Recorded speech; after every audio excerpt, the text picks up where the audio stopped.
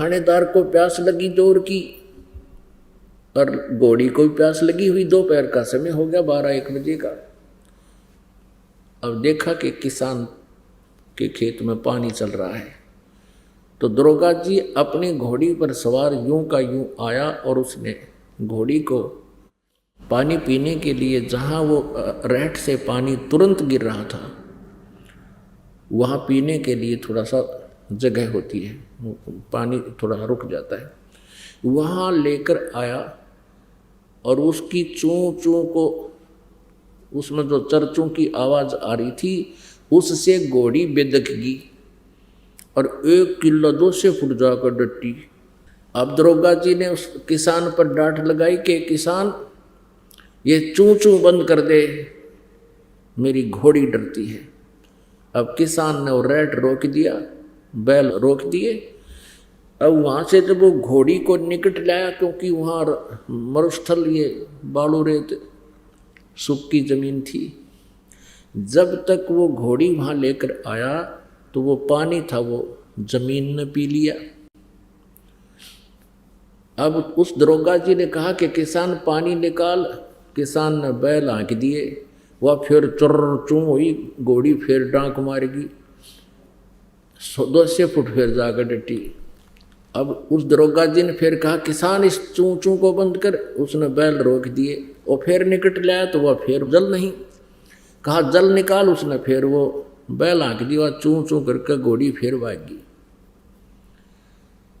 अब किसान कहने लगा दरोगा जी, जब पानी पीना आती चूं चूं में पीना पड़ेगा ना, दोनों मरोगे तुम। पानी इस चूं चूं तो ही मिलेगा तुमने, ची चूं ते। तो पुण्यात्मा, इस काल में आपने या ची चूं ला रखी है, ये टेंशन, समस्याएं, और इतना बिजी बना रखा है एक पेट के लिए इस प्राणी को। स्वभाव बन गया इस मन का, घना धन जोड़न का, बड़ी कोठी बनाने का है, और उसकी खातिर सारा दिन धक्के खाता फिरे। एक बार ईंटें लेनी थी हमने, एक भट्ठे के मालिक के घर चले गए दोपहर ने 12 बजे। पता लगा कि वो तो भट्ठे पर गए हुए हैं और वहाँ उनकी कोठी, बहुत बड़ी कोठी बना रखी, उसमें एसी लग रहे, कूलर लग रहे। तो हम फिर उस भट्ठे पर जाना पड़ा, उससे एक संपर्क साधना था। तो 1 बजे और वो चढ़ रहा भट्ठे के ऊपर, आग दे रखी उसमें, और वो गर्म दोपहर में, उससे मिले, बात हुई। फिर वो कहने लगा मैं तो शाम में 5 बजे बाद जाता हूँ यहाँ से, सुबह आ जाता हूँ 8 बजे। बता, चाट ले उस कोठी ने, सारी दोपहरी तोड़ा झोपड़ी में काट रहा है और कोठी बना कर दुनिया में दिखा रहा है। तो ये स्थिति है इस जीव की। अब परमात्मा कहते हैं, यदि हम देखो पुण्यात्मा, परमात्मा कितने दयालु आपके लिए। आप जी को यहाँ बुलाते हैं, ये अमृत ज्ञान सुनाते हैं जो पृथ्वी पर नहीं सुनने को मिल सकता, और यहाँ कितनी सुविधा आप जी के लिए करवा रखी है। और यहाँ आने में भी कोई आनाकानी मानता है तो वो कति भक्तिहीन प्राणी है, उसकी रजा नहीं भगवान। अपने पेट के लिए कहाँ उस, देखो उस कितना पैसे वाला व्यक्ति भी वहाँ पड़ा था खेतों में, पट्ठे पर, तो यहाँ तो कुछ भी कष्ट को नहीं। तो इसलिए परमात्मा के लिए यदि हमने थोड़ा बहुत कष्ट उठाना भी पड़ जाए तो बिल्कुल मन में जो है आलस नहीं होना चाहिए। परमात्मा कहते हैं, नर संसारी लगन में दुख सह करोड़, और जो परमात्मा के लिए जितना सह उतना ही थोड़ा। अब जैसे किसी को कहते हैं चलो जी सत्संग में आओ, जी सत्संग में चलो, सत्संग बराबर वाला इशार में, तो वो कहते हैं टाइम को ना फिर देखेंगे। उनको टाइम क्यों नहीं कि उनको ये लगता है कि कहीं मेरा नुकसान ना हो जावे, माया थोड़ी जोड़न पाऊं।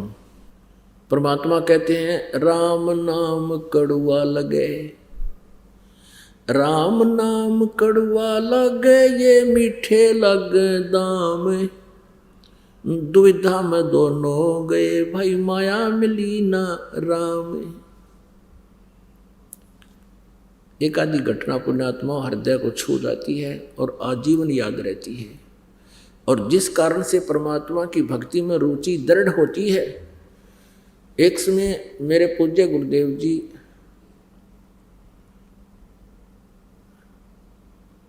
पंजाब के अंदर एक तलवंडी भाई कस्बा है, फिरोजपुर जिला में, उनका मेन आश्रम वहाँ था। मोघा में भी था, खन्ना में भी था, लेकिन वो ज़्यादातर वहीं रहा करते थे। उसके बाद हमारे पूज्य गुरुदेव जी का जो वो तो सतलोक चले गए, उसके बाद इस दास को आदेश दे दिया था। उससे पहले ही 3 वर्ष पहले ही मुझे आदेश दे दिया था इस दास को उपदेश देने का और ये परमात्मा का गुणगान करने का। उसके बाद वहाँ हम सत्संग करने जाने लगे। जब हमारे पूज्य गुरुदेव जी सतलोक चले गए, वहाँ दूसरे रविवार को सत्संग किया करते थे। तो वहाँ हमारे गुरुदेव जी के जो शिष्य थे, उनका कोई रिलेटिव आ गया अपने पूरे परिवार समेत। कोई बूढ़िया की मृत्यु होगी वहाँ पर, एक वृद्धा की, उसके शोक व्यक्त करने के लिए। अब शुक्र ने वो आया, शनिवार को जाने लगा शाम को।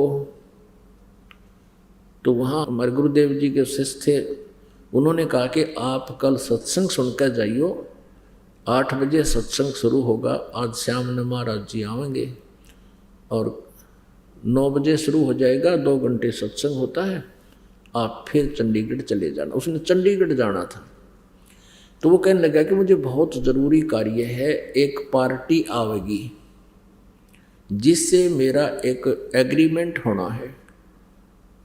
कोई ठेकेदारी काम करता था और उस एग्रीमेंट में मुझे लगभग 5 लाख रुपए का बेनिफिट होगा और मेरा जाना घना जरूरी है। तो उन्होंने कहा कि आप कल चले जाइए, 11 बजे 12 बजे चलोगे तो 4 बजे तक पहुंच जाओगे। चंडीगढ़ कौन सा दूर है, गाड़ी आपके पास है। वो कहने लगा नहीं आपको नहीं पता, उनके आने के लिए मैंने पहले व्यवस्था करनी है, होटल बुक कराना है, ये करना है। अब वो माना नहीं। शनिवार शाम को वो चल पड़ा। अम्बाला के पास आकर के मारुति कार में पूरा परिवार था, 4 सदस्य थे, एक बेटा एक बेटी, दोनों है पति पत्नी। एक बजरी का लोड ट्रक खड़ा था, उसके पिछले 4 टायर निकाल रखे, पिछले और जैक लगा रखे। और उसने तो 5 लाख दिखे थे। नो चंडीगढ़ दन ईब पहुंच जा, स्पीड कर रखी। वो उसका माँ ठोक दी, न्योकी ने मारुति पिछली साइड थे। बजरी का लोडेड ट्रक था, वो जैक हट गया। पहले तो उस इतनी स्पीड से टकराते मर लिए होंगे, वो चारों के चारों मर गए और लोडेड ट्रक ऊपर पड़ गया, जैक हट गया। अब चाट ले उन 5 लाख रुपया ने। अब परमात्मा कहते हैं राम नाम कड़ुआ लागे, ये मीठे लागे दाम, और दुविधा में दोनों गए माया मिली ना राम। परमात्मा कहते हैं हमारी शरण में यदि प्राणी आ जाता है, सतगुरु शरण में आने से आई टले बुला, जय मस्तिष्क में सूली हो वो कांटे में टल जावे। परमात्मा की शरण में आने से यदि आपके भाग्य में आपकी मृत्यु होनी हो, तो पूर्ण संत परमेश्वर कबीर जी की शरण में आने से आपकी वो मृत्यु एक कांटा लाग कर टल जाए। यानी थोड़ी चोट में जान जानी हो, दुर्घटना होगी और हाथ में फ्रैक्चर हो गया या टांग टूट गई, कुछ भी ना होया, जान बची, 2 महीना में टांग ठीक हो जाएगी। एक समय एक नगर के बाहर आश्रम था। पुण्यात्माओं, परमात्मा कहते हैं गोता मारूं स्वर्ग में, जा बैठूं पाताले, कह कबीर ढूंढता फिरूं अपने हीरे मोती लाल। तो ये परमात्मा की 3 प्रकार की शरीर स्थिति है। जैसे ऋग्वेद मंडल नंबर 9 सूक्त नंबर 1 के मंत्र नंबर 8 और 9 में कहा कि वो परमात्मा सबके पापों का हरण करने वाला और तेजो में शरीर को प्राप्त होता है। उसका बहुत सुंदर शरीर है और उस परमेश्वर की 3 स्थिति है शरीर की। एक तो सतलोक में है वो परमात्मा, वह स्थिर है, वो वहाँ स्थायी तौर पे वहाँ रहते हैं। तो वहाँ उनका शरीर 1 रोमकूप में करोड़ सूर्य करोड़ चंद्रमा मिला दे इतनी रोशनी सतपुरुष की सतलोक में है। इतनी शोभा है उस परमेश्वर की। और मनुष्य दृश्य है वो परमात्मा। ये आज तक जितने भी पंथ में ऋषि ये जितने सतलोक के गुण गाने वाले राधा स्वामी धन धन सतगुरु ये तेरे सारे जो जय गुरुदेव वाले हैं ये सारे कति झूठा ज्ञान रखते हैं। परमात्मा को निराकार बताते हैं सतलोक में, वहाँ तो चेतन ही चेतन है, वहाँ पर परमात्मा है ही नहीं। और मोक्ष प्राप्त आत्मा सतलोक में निराकार परमात्मा में ऐसे समा जाती है जैसे बूंद समुद्र में। कोई बात हुई? अब किसी को कोई कहे कि चलो समुद्र में डूब कर मरांगे, होगा कोई तैयार? वहाँ भगवान है नहीं, आम के टिंडे लेंगे वहाँ पर, फिर क्या करेंगे जाके? भगवान के लिए तड़पते फिरते हैं। मूर्ख बना रखा है इन्होंने, ये काल के दूत थे सारे। तो एक तो वो स्थिति है और दूसरी स्थिति ये है कि वो नवजात शिशु का रूप धारण करके एक युग में एक ऐसी लीला करता है जैसे बनारस में की सतयुग में परमात्मा कबीर जी ने।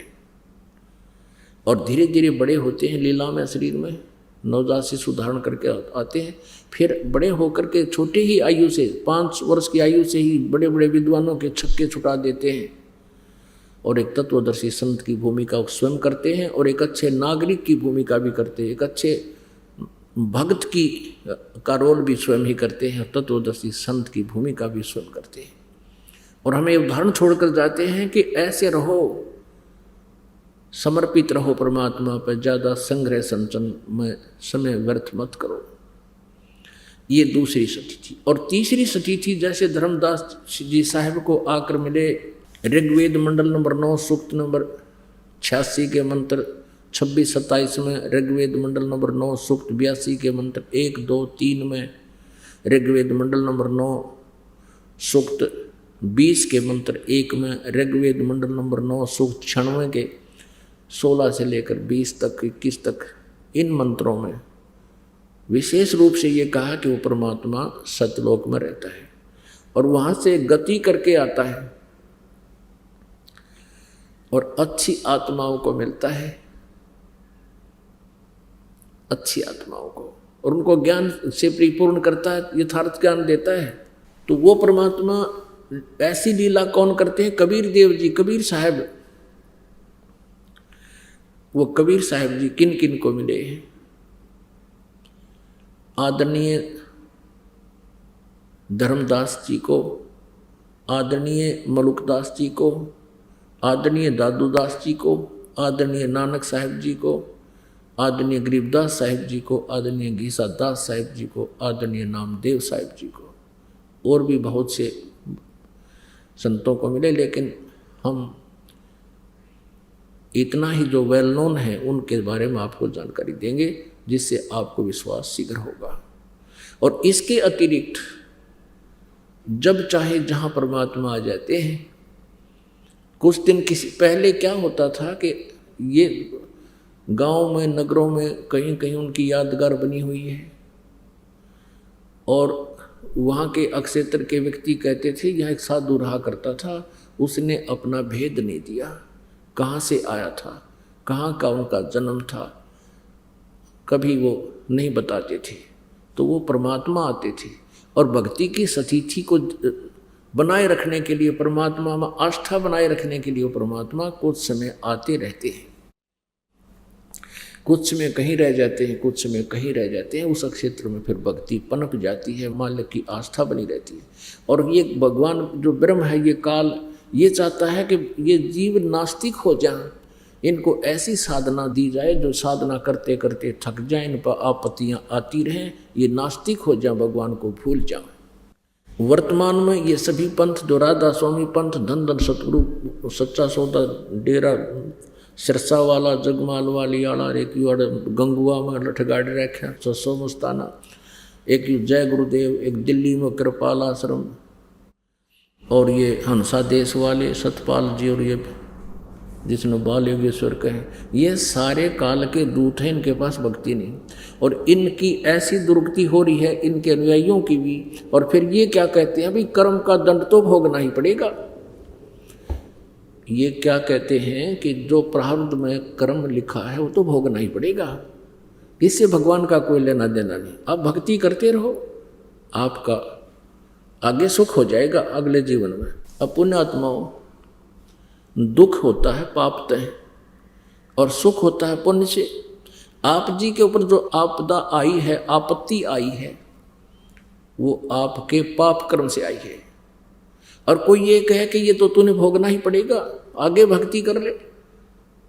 अरे भले आदमी हो, किसी के पैर में कांटा लग गया हो और उसको पीड़ा हो रही है और कांटा दिखाई ना देता हो, और वो कहे कि मुझे बहुत पीड़ा हो रही है, कोई व्यक्ति उसके पैर को देखकर बताए कि तुझे कांटा लग गया है, जिस कारण से तुम्हें ये पीड़ा हो रही है। अब उसका इलाज तो ये है कि वो कांटा निकल जाए, तो कांटा निकले तो पीड़ा बंद होगी। और कोई यूँ कहे कि कांटा तो लगा ही रहेगा, ये नहीं निकलेगा, जूता पहन ले, आगे कांटा नहीं लगेगा। कांटा लगे पैर में जूता पहना नहीं जा सकता। कांटा निकले, पीड़ा बंद हो, फिर जूता पहना जा। और फिर वो जूता कभी नहीं निकालेगा इस डर से कि कहीं फिर बिजली ना गिर जाए, ए भगवान कदे फिर कांटा ना लग जाए। तो पुण्यात्माओं, आज जिसके ऊपर आपत्ति आई है वो पाप कर्म रूपी कांटा लगा हुआ आपके, और ये कांटा निकाला जाएगा पहले आपका, और फिर आपको मर्यादा बताई जाएंगी कि ये मर्यादा नहीं तोड़ना, बीड़ी शराब मांस तम्बाकू रिश्वतखोरी चोरी जारी नहीं करना, और उपासना नहीं करना, ये मर्यादा है। और ये राम नाम का जाप साधना करना, ये फिर जूता दिया जाएगा आपको। और वो दुखी आत्मा जिसको ये सुख होगा, फिर ये राम नाम के जूते ने कभी नहीं निकालेगा इस डर से ये भगवान कहीं फिर वो कष्ट आपत्ति ना आ जाए। तो इस प्रकार तब ये भक्ति सफल होगी। अब जिन पुण्यात्माओं को ऐसा ऐसा सुख हुआ, मेरे पास इतनी चिट्ठी हो जाती है प्रत्येक सत्संग में, और फिर जब फुर्सत मिलती है पढ़ता हूँ, मेरी आंखों में आंसू आ जाती हैं। ऐसे ऐसे दुख थे इन प्राणियों पर, आज परमात्मा ने ऐसे सुखी कर दिए वो कुछ ही दिनों में।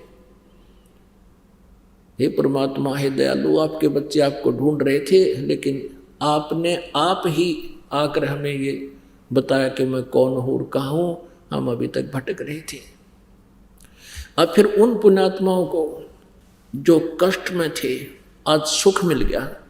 अब उनको जो मर्यादा बता दी गई वो मर्यादा नहीं तोड़ते।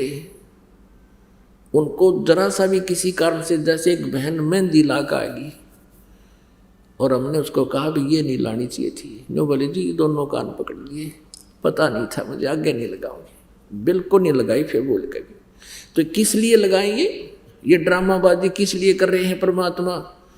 जैसे नानक साहिब जी कहते हैं, ना जाने काल की कर डारे किस विध डल जा पासा वे, और जिनाते सरते मौत खुड़क दी उन्होंने केड़ा हासा वे। अब छोटे छोटे पुण्यात्मा बच्चे भी ये कहते हैं जी मेरा नाम ठीक है, मेरा नाम खंड तो नहीं होगा। और एक कहता है जी इसने फिल्म देख ली, एक दिन टीवी देख रहा था, इसका नाम खंड हो गया, तो वो कहता है जी फिर कभी नहीं देखूंगा मैं। दूसरा बच्चा कहता है फिर नहीं देखूंगा, और ऐसा ही दृढ़ हो जाता है। अब बच्चों को जिस रंग में अब रंग देंगे सदा वो उसी रंग में रंगे रहेंगे।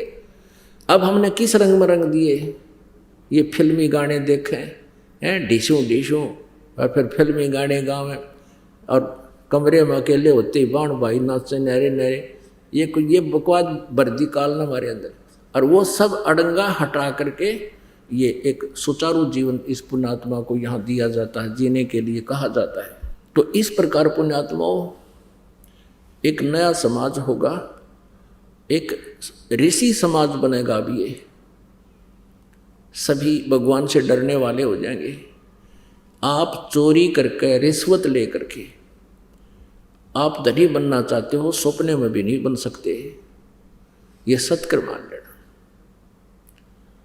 और वो पाप रह जाएंगे अलग। जैसे एक व्यक्ति बता रहा था, अपने आत्मा में सत्संग को सुनकर जागृति आती है, आत्मा तड़प उठती है और एकदम सतर्क होती है कि सचमुच हम गलत कर रहे थे। अब जैसा ही परमात्मा का ज्ञान है, इसको सुनकर आत्मा एकदम सचेत हो जाती है। उसको अपने किए हुए कर्मों पर सोचना पड़ता है। अब सत्संग में बताया जाता है कि जो तुम्हारे भाग्य में है वही मिलेगा। ये थी आप जी ने 2 नंबर का काम करके, किसी का मिलावट करके, रिश्वत लेकर और 2 पैसे अधिक इकट्ठे कर भी लिए, तो वो पैसे ऐसे स्थान पर लग जाएंगे, या तो कोई बालक बीमार हो जाएगा, या कोई पशु की मृत्यु हो जाएगी, या कोई मुकदमा शुरू हो जाएगा। अब वो पैसा तो रहा नहीं, वो पाप ज्यों के त्यों रह गए। जो आप जी ने वो पाप, जो पैसे इकट्ठे करने में वो पाप किए थे, वो आप न भोगने पड़ेंगे और पैसा रहा नहीं। और परमात्मा का विधान है, जैसा तुमने किया उससे अधिक तुम रख नहीं सकते। और पूर्ण परमेश्वर की शरण में आने से आपके भाग्य में ना होगा तो भी देगा परमात्मा, यदि आपको आवश्यकता होगी। और वाह्यात की डिमांड करोगे तो यहाँ आपकी वो पूरी नहीं होगी, क्योंकि माया आपकी शत्रु है। और आपको परमात्मा उतना अवश्य देगा जितना आपकी रिक्वायरमेंट रहेगी। परमेश्वर जी कहते हैं कि मेरे से इतनी मांगना, साईं इतनी दीजिए, जा मैं कुटुंब समावे, हम भी भूखे ना रहे, अतिथि ना भूखा जाए। इतनी मांग ली ना आपने, सारा कुछ मांग लिया।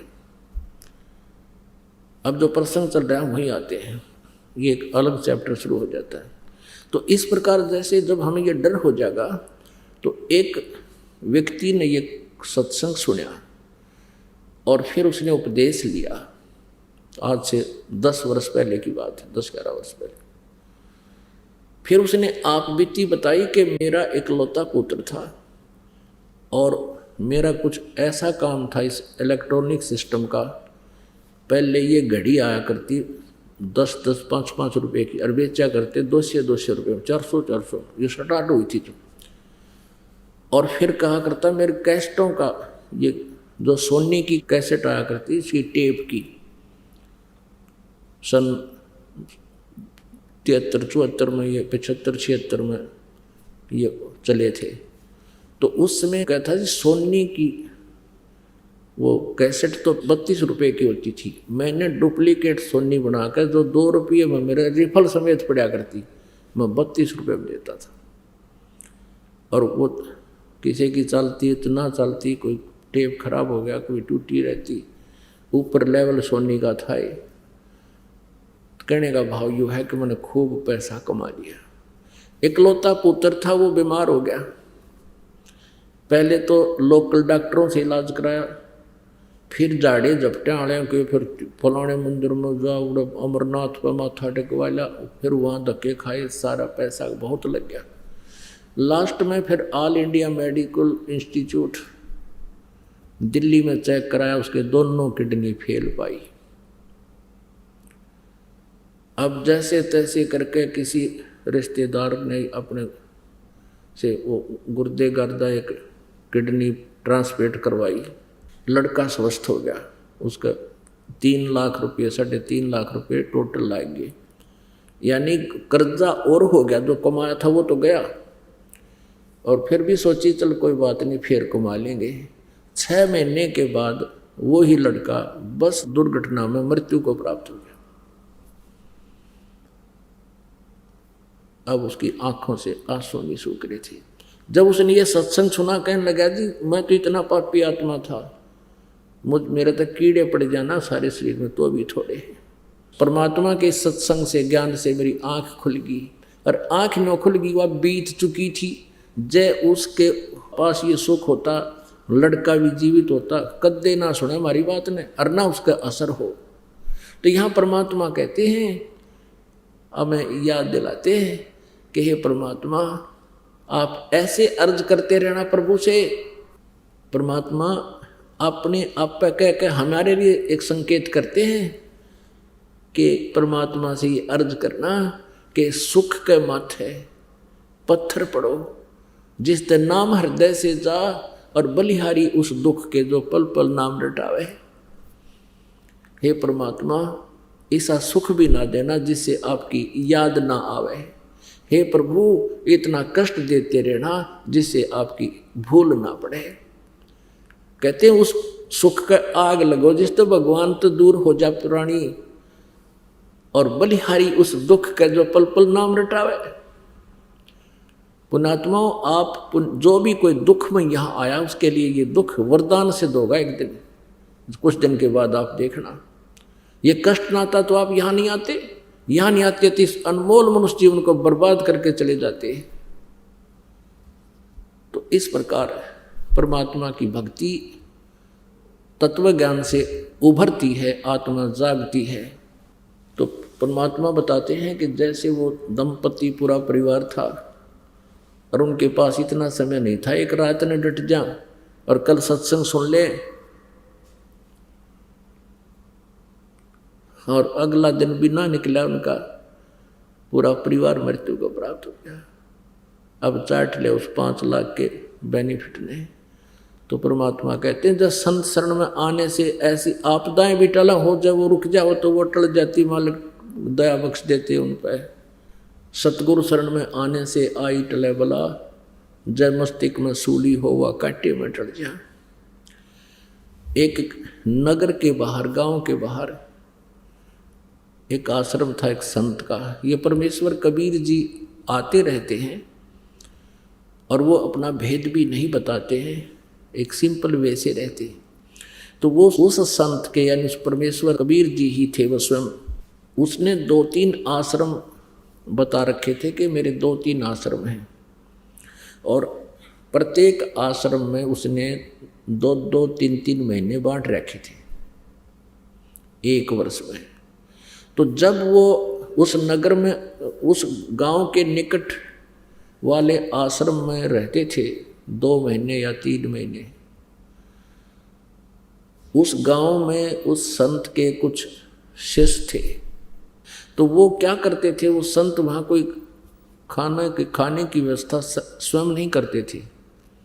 नगर से, उस गांव से वो जो शिष्य थे उन्होंने अपनी ट्रन बांध रखी थी, बारी बांध रखी थी, नंबर बांध रखा था कि आज जैसे एक दिन शुक्रवार का जैसे अरफूल का, और मंगलवार का फिर दूसरे का, बुधवार किसी तीसरे का, ऐसे 10-20 घर थे उन्होंने बांट रखे थे अपने।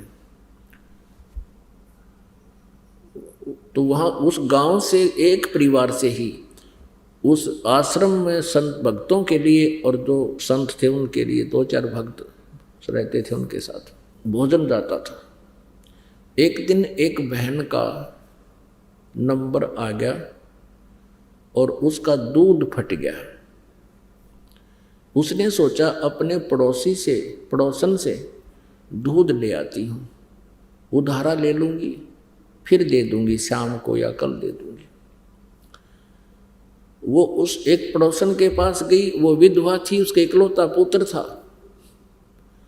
अपने आत्माओं किसी के घर कोई वस्तु मांगने जाते हैं तो पहले कुछ शिष्टाचार के नाते कुशल मंगल अवश्य कहा सुना जाता है। उस संत की शिष्य बहन ने उस जिसके दूध मांगने गई थी उससे कहा कि बहन कुशल हो, परिवार ठीक है। उस विधवा बहन थी तो उसकी आंखों में आंसू आ गए। कहने लगी, बहन मेरे जीवन में सुख भगवान ने लिखा है को नहीं। पहले तो पति मरा, आपको पता है, ये पहाड़ तो भारी दुख। फिर ये सोची थी इकलौता पुत्र है, जब इसका पिता की मृत्यु हुई यो 7-8 वर्ष का था। अब ये सोची थी कि ये युवा हो जाएगा, इसने पाल पोस के बड़ा कर दूंगी, अपना काम संभाल लेगा और इसका विवाह कर दूंगी, मुझे सुख का सांस आ जाएगा। अब ये लड़का 15-16 वर्ष का हो गया, ना काम करता और ये शराब पीवे और पैसे घर से जो चीज़ मिल जाती है यानी पैसे ले जाता है और पता नहीं कहाँ रहता है। सारा दिन मुझे पता नहीं इसका, ना बताता, देर से आता है और कुछ कभी कहती हूँ तो लड़ने को तैयार हो जाता है। यूं कहकर बहुत रोने लगी। तब उस जो सत्संग में जाती थी उस बहन ने कहा कि बहन तू ऐसे कर, हमारे साथ तू सत्संग में चल कर और वहाँ जाने से तेरा मन भी हल्का होगा। आज सारा दिन यहाँ टेंशन में पड़ी रहती है, वहाँ परमात्मा की चर्चा सुनेगी, बतलावेगी, तेरा मन खुश होगा और परमात्मा की शरण में आने से बहुत लाभ हो जाता है। तेरे बेटे को भी परमात्मा ही सुधार सकता है। वो कहने लगी नहीं बहन, नहीं नहीं नहीं, ये एक और नया मुकदमा शुरू हो जाएगा। मैं विधवा हूँ और यदि मैं सत्संग में जान लगी तो ये मेरे आसपास के जो जेठ देवर ये ही ना जीण देंगे, 100 व्यंग कसेंगे, पता नहीं के बात बनाओगे। और तुम्हारे तो पति जीवित हैं, तुम्हें तो कोई कह नहीं सकता, मैं नहीं जा सकती। उसने चैप्टर क्लोज कर दिया। फिर उस बहन ने कहा कि बहन ऐसे ऐसे मैंने अपने गुरुदेव के लिए आज भंडारा देना था, मेरा दूध फट गया और आपके दूध है, मैं दूध लेने आई थी, ते उधारा दे दे, तेरा कल दे दूंगी। अब उस बहन को कैसी प्रेरणा हुई, तो वो दूध निकाल कर रखा ही था, वो सारा का सारा उसके पात्र में डाल दिया। अगले बहन ले जा। सत्संग में जाने वाली सत्संगिन बहन ने कहा कि कुछ तो रख ले बहन तू, कि ना इशारा ले ले, मेरा तो पाप में जाना सारा ही और मेरा भी भाग उदय हो जाएगा, साधु संत भक्त आहार करेंगे। अब क्या प्रेरणा हुई, ये कहते हैं करे करावे साइया मन में लहर उठा, दादू से दर जीव का वो आप बगल हो जा। अब वो बहन दूध ले आई, खीर बनाई और महात्मा को खिला दी, साधु भक्तों को, संतों को। अब वो ये सोचने पर विवश होगी कि मैं भी ऐसे सारा दूध नहीं दे सकती, मैं जबकि भगवान के चरणों में और भगत को आती हूँ। जिस प्रकार इस बहन ने समर्पित कर दिया, सब कुछ दे दिया, इसमें अवश्य जगह है परमात्मा की, इसका भूल पड़ेगी तो धीरे धीरे वह उसके पास जान लाएगी। और उस लड़की ने ये कह दिया था बहन उदारा ना लूँ मैं, तू ले जा मेरे पास, ये तो मैं वैसे ही दूंगी। तो वो धीरे धीरे उसके पास जान लाएगी, भगवान की चर्चा सुना दे। कभी वह 10 मिनट सुने फिर उठ कर चली जाए, कोई काम लग जावे, क्योंकि कहते तुलसी पिछले पाप ते हरि चर्चा ना भावे, और जैसे जबर के बेगते या भूख विदा हो जाए। अब जिसके पाप करने बढ़ जाते हैं उसको राम नाम की चर्चा अच्छी नहीं लगती। जैसे जवर के रोगी को, जैसे मलेरिया के रोगी को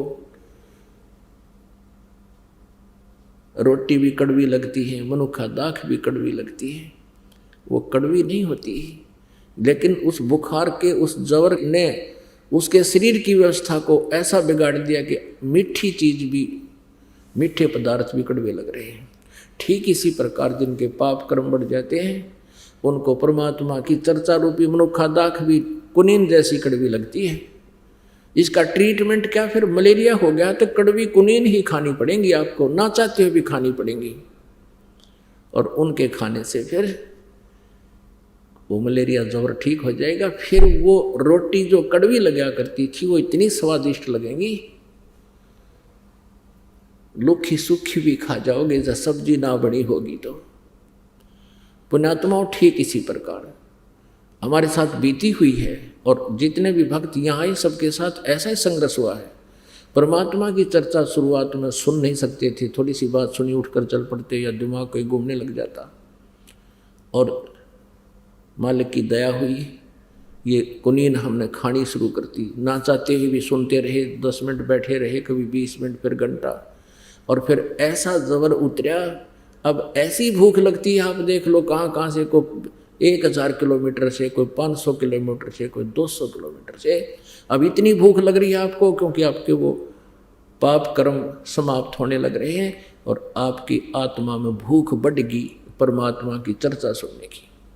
अब यही स्थिति उस बहन की होगी। 5-4 मीटिंग में उसके मन में प्रेरणा होगी कि बहन आप ठीक कह रही हो।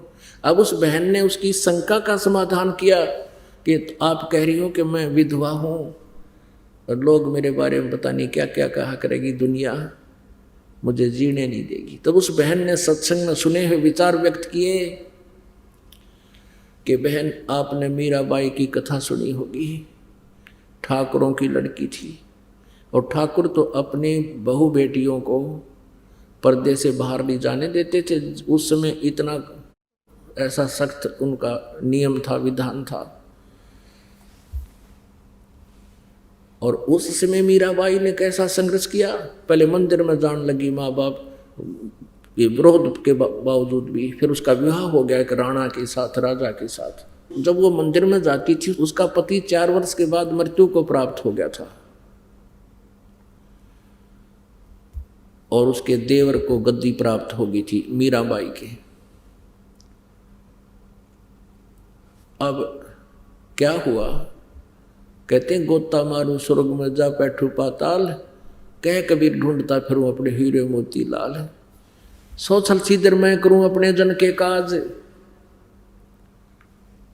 अब रविदास जी और कबीर जी ये बहुत साथ रहते थे अधिकतर। रविदास जी ने परमात्मा कबीर जी को पहचान लिया था बाद में कि ये परम शक्ति है, इनके पास जो ज्ञान है पृथ्वी पर नहीं है। तो एक दिन रविदास जी और कबीर जी एक भगत के यहाँ सत्संग कर रहे थे और वो भगत का घर उस रास्ते में था जिस रास्ते से मीराबाई मंदिर में जाया करती थी। अब कहते हैं साधु दर्शन राम का मुख पर बसे सुहाग, दर्श उन्हीं को होते हैं जिनके पूर्ण भाग। कबीरा संगत संत की साहिब आवे याद, और लेखे में वो है समय बाकी का समय बाद है। अब मीराबाई ने देखा कि कोई भक्त बैठे हैं, 2 संत बैठे हैं। मंदिर में गई, जल्दी जल्दी पूजा करके वापस आई। रास्ते से थोड़ी सी दूरी पर वो 20-30 भक्त बैठे थे और परमात्मा कबीर जी और रविदास जी बैठे थे। मीराबाई ने सोचा चल थोड़ी सी देर संतों के विचार सुन लेते। वह बैठ की जाकर परमेश्वर कबीर जी ने उस दिन सृष्टि रचना सुनाई और ब्रह्मा विष्णु महेश की सतिथि बताई कि इनसे ऊपर एक और परम शक्ति है। मीराबाई के गले वह बात उतरी को ना, क्योंकि वह श्री कृष्ण जी की परम पुजारन थी। तब कबीर साहब जी के साथ वार्ता की उसने कि महाराज जी हमने तो आज पहली बार आपसे सुना है और मैं तो श्री कृष्ण से ऊपर किसी को नहीं मानती और ना मानूं। परमात्मा ने कहा बेटा देखो जिद करना तो दूसरी बात है, भक्तों के लक्षण नहीं होते। वो कहती मेरे साथ कृष्ण जी साथ आकर डांस करते हैं, कभी सौपन में करते हैं, कभी वैसे आभास होता है। तब परमेश्वर ने कहा कि तू अपने कृष्ण जी तो पूछ लिए। फिर मान ली हमारी बात ने। मीराबाई को तो चिंता होगी, उसने लेट गई सपने में, वही चिंता श्री कृष्ण जी प्रकट हुए। श्री कृष्ण जी से मीरा जी ने पूछा कि भगवान मैंने ऐसे ऐसे संतों के वचन सुने हैं और संत झूठ नहीं बोलते। हे भगवान क्या आपसे ऊपर भी कोई परम शक्ति है? श्री कृष्ण जी ने कहा कि हमारे से ऊपर बहुत परम शक्ति है, लेकिन मीरा उसकी भक्ति करने का कोई लाभ नहीं, हमने करके देख ली, वो उसकी प्राप्ति हो नहीं सकती, क्यों व्यर्थ प्रयत्न करें। अब मीराबाई का तो करंट जैसा झटका लग गया, अरे तेरा गजब हुई, इन तो ऊपर भी कोई शक्ति है। तो अगले दिन तुरंत जाके चरणों में मत्था टेक दिया उस पुण्यात्मा ने और कहा प्रभु मेरी शंका खत्म होगी। श्री कृष्ण जैसे भी ऊपर शक्ति है, लेकिन वो कह रहे हैं वो मिलती नहीं। परमात्मा कहते हैं हम मिलावांगे उससे, बेटी ना क्यों मिले, फिर फायदा क्या भक्ति का जो भगवान नहीं मिलाते। उस दिन के बाद उसने अपना मंदिर जाना बंद कर दिया, क्योंकि परमात्मा के नियम है अब वहाँ नहीं जाएगी, उस मूर्ति में भगवान नहीं है। और जिसकी मूर्ति है वो मिलेगा जब बात बनेगी। जैसे एक सेब की मूर्ति रखी हो पत्थर की, चाहे किसी की, वो सेब की मूर्ति ये तो याद दिलाती है कि सेब के गुण क्या है। वो सेब ओरिजिनल मिला जब बात बने, उस मूर्ति वाली सेब से पेट नहीं भरे। कहने का भाव ये है कि मीराबाई ने कहा प्रभु मुझे उपदेश दे दो। अब वो ठाकुरों की लड़की, कबीर जी जुलाहा, रविदास जी चमार, अब संत काचा काम नहीं करते हैं।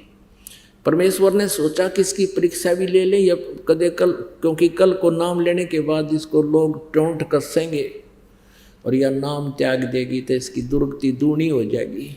क्योंकि गुरुजी का उपदेश लेने के बाद अपने गुरुजी के प्रति चाहे सारा संसार कुछ भी कहता रहे, उसके विषय में सुना नहीं करते। यानी नकली गुरु की तो और बात है, लेकिन और सही गुरु के जो वास्तविक में परम संत होते हैं उनके विषय में उपदेशी ने उपदेश लेने के बाद मन में दोष नहीं आने देना चाहिए, ना तो भक्ति समाप्त हो जाती है, नाम कट जाता है। इस उद्देश्य से परमात्मा ने सोचा इसने पक्का करके नाम देंगे, ना इसे नाम नहीं देंगे। परमेश्वर ने कहा कि रविदास जी से बता दिया था कि वो लड़की आवेगी, नाम लेने आवेगी कल, और आपके पास भेजूंगा मैं। उनका मालिक ने बना लिया था प्रोग्राम, और आप उनको उपदेश देना और पहले अपनी सचीची बताना कि मैं चमार हूँ बेटी, और फिर देखना वो क्या कहेगी। मीराबाई आई, नाम के लिए कति दृढ़ प्रार्थना की। परमेश्वर ने कहा बहन जाओ बेटी, उस सामने बैठा उससे रविदास जी से नाम ले लो। अब वो उठ कर चली गई। रविदास जी ने कहा कि बेटी बहन बात सुन ले, मैं चमार जाति से संबंध रखता हूँ और आज से 600 वर्ष पहले छुआछूत चरम सीमा पर थी, चरम पर थी, और चमार जाति को तो और ज़्यादा ही छुआछात में गढ़ा गिना करते। और कहा बेटी देख ले, फिर दुनिया तुझे जीने नहीं देगी बेटी। अब वो लड़की कहने लगी कि हे महात्मा जी, आप मेरे पिता, मैं आपकी बेटी, बाढ़ में जाओ यू संसार है, मुझे नाम दे दो। अब रविदास जी ने उपदेश दे दिया। अब वो सत्संग दिन में भी करें और कभी कभी आने लग गए हफ्ते 10 दिन में, फिर वो रात में भी करें परमात्मा। अब वो गुरुजी रात में सत्संग करें, मीराबाई रात को जाने लगी। पहले तो दिन में मंदिर में जाती थी, फिर रात को भी जाना शुरू कर दिया। अब उसके देवर ने सोचा कि पहले तो भाई था, वो अच्छी आत्मा का था, उसने मीराबाई की दृढ़ता को देखकर, निश्चय को देखकर कह दिया था कि कोई बात नहीं, आप मंदिर में जाते रहो, और साथ में 2 नौकरानी भेज देता था।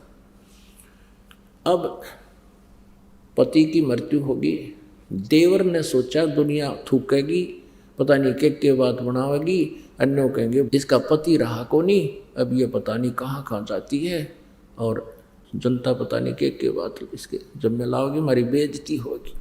उसने पहले मीराबाई से कहा कि मीराबाई तू अब कहीं नहीं जाएगी, सत्संग में नहीं जाया करेगी। मीराबाई ने कहा जी मैं नहीं रह सकती, मैं तो अवश्य जाऊंगी। अब उसने सोचा इज्जत का नाश करेगी, उसको मारने की चेष्टा की। एक बार तो विष दिया, जबरदस्ती तलवार लेके खड़ा हो गया। मीराबाई को बहुत भयंकर विष के पी इसने, नौका ने मुँह ला के गट गट पीगी और कोई असर नहीं हुआ। कहते मीराबाई को मारन लागे जहर का प्याला प्यारे, और पीवत ही अमृत हो गया ठंडा ही यारे। कहाँ तो उस विष ने उथल पुथल मचा देनी थी शरीर में, कहते हो गया अमृत सा बन गया उस परमात्मा की कृपा से, उस बहन, उस भक्तनी के लिए। 1-2 और ट्राई करी उसने, एक सर्प बेच दिया आभूषण के पैकेट में, और बांदी को दे दिया कि मीराबाई को कह दे इसको गले में डाल लेगी। उसको पता था, सर्प देने वाले ने कह दिया था सपेरे ने, एक बार ढक्कन खोलते माथे में डंक मारेगा। अब जो ही उसने मीराबाई को ये आभूषणों का डिब्बा पहुंचाया, पैकेट, और मीराबाई को कह दिया गया था बांदी के माध्यम से कि इसको गले में डाल लेगी, ना मेरी बेइज्जती ना करवाइए, मेरे छोरे का जन्मदिन है आज। वो राणा कहने लगा, और रिश्तेदार नाती आओगे और यूँ कहेंगे कि अपनी भाभी को यूँ ठीक ढंग से नहीं रखता, इस हार ने पैर लेगी। था उसमें सांप। अब मीराबाई ने खोला उस बांदी के सामने, ये आदेश सुनते हुए उसने सोचा ले पहन लेती हूँ, मेरे लिए तो मिट्टी है यूँ, ना वो दुखी करेगा, खाम खा मतलब टेंशन पैदा करेगा। उसने खोला तो हार पाया, सांप नहीं था, हार था, एकदम गले में डाल लिया। अब थोड़ी देर के बाद वो पहुंचा, राणा के मर्गी होगी, शोर मचा दूंगा, क्यों हो गया, सांप लड़ गया, सांप लड़ गया, रिश्तेदार आ ही रहे हैं और बात खत्म हो जाएगी। अब उसके देवर ने जाकर देखा, वो इतना सुंदर हार पहने बैठी। अब कहता ये हार कहाँ से लाई तू, बद चलन। अब वो कहने लगी जी आप मुझे जीने नहीं दो, आपने भेजा था ये, अभी तो आपने भेजा है। वो बांदी बुलाई, नौकरानी बुलाई कि ये इसमें क्या था, जी यही था, मेरे सामने खोला इसे, अपने सामने बंद करवा कर बांदी को दिया। बांदी पता नहीं था इसमें क्या है। उस नौकरानी को उसने सोचा भाई कमाल हो गया, लेकिन उस दुष्ट आत्मा के फिर भी ये यकीन नहीं हुआ, क्यों देवी ने सतावे तू, इज्जत के ठेकेदार ने। फिर ने सोची तो यूं तो नाम रहा। अगले दिन उसने स्वयं ने सोची मैं रात ने इसने काट दूंगा तलवार से, तलवार लेकर चल पड़ा और कुआड़ा में मारी लात, दोनों किवाड़ियों खुल गए एकदम।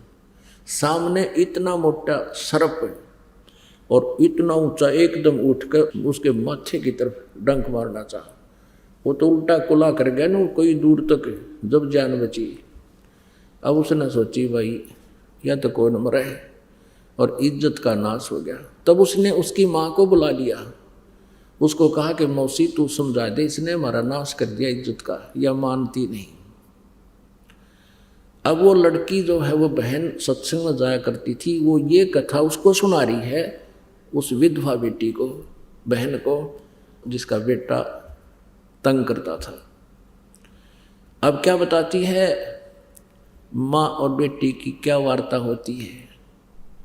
सत्संग में जाना मीरा छोड़ दे, सत्संग में जाना मीरा छोड़ दे, हाय मारी लोग करे तकरार, सत्संग में जाना मीरा छोड़ दे, हाय मारी लोग करे तकरार, सत्संग में जाना मीरा छोड़ दे, सत्संग में जाना मेरा ना छूटेरी, सत्संग में जाना मेरा ना छूटेरी, हारी चाहे जड़े कमरो संसार, सत्संग में जाना मेरा ना छूटेरी, हारी चाहे जड़े कमरो संसार, सत्संग में जाना मेरा ना छूटेरी, थारे सत्संग के राय में, थारे सत्संग के राय में, आए वहाँ पर रहते हैं काले सांप, कोई कोई सर्प तन डस लेवे, आए वहाँ पर रहते हैं काले सांप, कोई कोई सर्प तन डस लेवे, जब गुरुदेव की मेरे होएरी, जब सतगुरु जी की मेरे होएरी, हारी व तो सर्प गंडे वे बने जा, सत्संग में जाना मेरा ना छूटेरी, हारी व तो सर्प गंडे वे बने जावे, सत्संग में जाना मेरा। ना छूटेरी। हारी चाहे जड़ के मरो संसार, सत्संग में जाना मेरा ना छूटेरी। हारी चाहे जड़ के मरो संसार, सत्संग में जाना मेरा ना छूटेरी। थारे सत्संग के राय में है, थारे सत्संग के राय में है। हाय वहाँ पर रहते हैं बबरी शेर, कोई कोई शेर तने खा लेवे। हाय वहाँ पर रहते हैं बबरी शेर, कोई कोई शेर तने खा लेवे। जब सतगुरु जी की मेहर होएरी, जब सतगुरु जी की मेहर होएरी। हारी वे तो शेरा के गिदड़ बने जावे, सत्संग में जाना मेरा ना छूटेरी। हारी वे तो शेरों के गिदड़ बने जावे, सत्संग में जाना मेरा ना छूटेरी। हारी चाहे जड़ के मरो संसार, सत्संग में जाना मेरा ना छूटेरी। थारे सत्संग के बीच में, थारे सत्संग के बीच में आए वहाँ पर रहते हैं साधु संत, कोई कोई संत तन ले रमे। आए वहाँ पर रहते हैं साधु संत, कोई कोई संत तन ले रमे। तेरे री मन में मता पाप है री, तेरे री मन में मता पाप है री। संत मेरे माँ बाप है री, संत मेरे माँ बाप है री। हारी ये तो कर देंगे बेड़ा पार, सत्संग में जाना मेरा ना छूटे। हारी ये तो कर देंगे बेड़ा पार, सत्संग में जाना मेरा ना छूटेरी। हारी चाहे जड़ कमरो संसार, सत्संग में जाना मेरा ना छूटे। सत्संग में जाना मेरा छोड़ दे, सत्संग में जाना मेरा छोड़ दे। हाय मारी लोग करें तकरार, सत्संग में जाना मेरा छोड़ दे। सत्संग में जाना मेरा ना छूटेरी, सत्संग में जाना मेरा ना छूटेरी।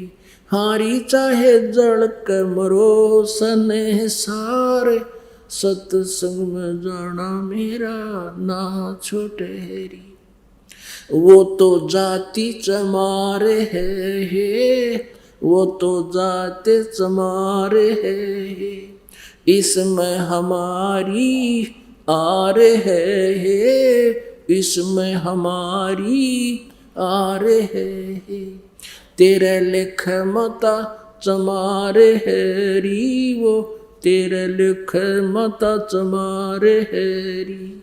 मेरा सिरजन आर है री, मेरा सिरजन आर है री। हारी व तो मीरा के गुरु रविदास, सत्संग में जाना मेरा ना छूटेरी। हारी व तो मीरा के गुरु रविदास, सत्संग में जाना मेरा ना छूटेरी। हारी चाहे जड़ के मरो संसार, सत्संग में जाना मेरा ना छूटेरी। अपने आत्मा परमात्मा के लिए इतना संघर्ष करना पड़ेगा।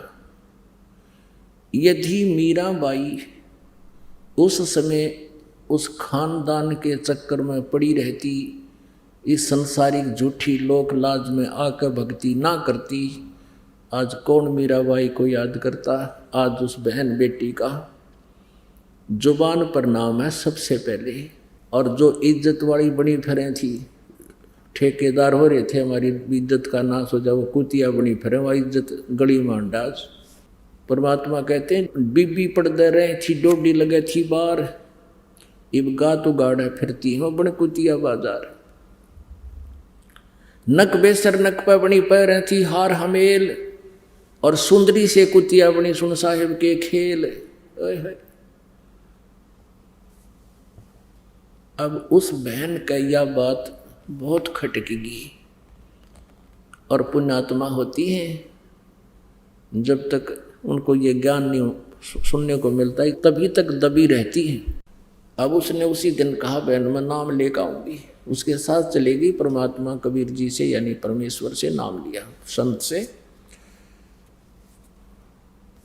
उपदेश ले लिया। तो फिर जैसे ज़्यादातर आपको सत्संग में किस लिए बुलाया जाता है, आप एक दूसरे से भी बहुत कुछ ग्रहण करते हो।